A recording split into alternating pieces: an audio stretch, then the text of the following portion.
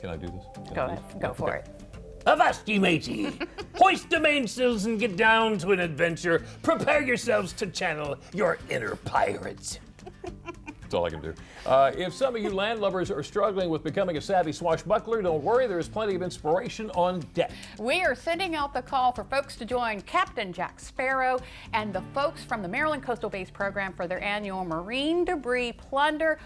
Ahoy! We are joined today by Sandy Smith. She is the outreach coordinator with the Maryland Coastal Base Program, along with Carly Tulin, an environmental scientist. Thank you both for being here. Yeah, thank you. We tried to get Captain Jack in here, but he was He had otherwise... Other ships to sail. Yeah, other ships to sail. Okay. So we're going to talk about the plunder coming up. But first, can you tell us a little bit about your organization?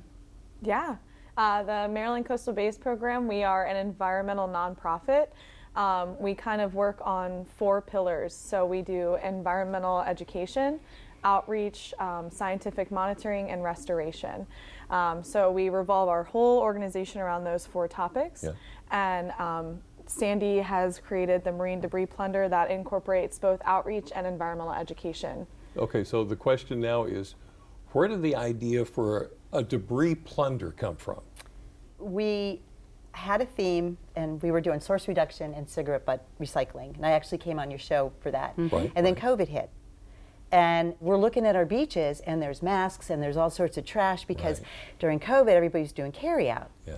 Just randomly, my favorite, Pirates of the Caribbean is one of my favorites ever. And I had just seen our local impersonator. He was doing great clips with other characters during COVID, watching it, and I'm like, you know what? He rocks Captain Jack Sparrow. So that's where the idea came from. It's just watching his videos during COVID and realizing that we needed to do something where we can engage the public to pick up debris. And it just all came together. And I got to say, the first year was the most successful year. We had like almost 200 participants. Yeah. Wow. So how does it work? So basically how it works is you can either register in advance and pick up your supplies prior to, or you can show up the day of the event and we'll have supplies there for you. This year we're doing it at a different location. Typically we've been doing it down in the harbor, but this year Ocean Pines Association came to us and said, you know what, most of your boaters come from that area, and we really need to start looking at cleaning up the bay more north, and the association is helping sponsor it, as well as Ron John Surf Shop. Okay. So do you think this is really making an impact? Yeah. Why?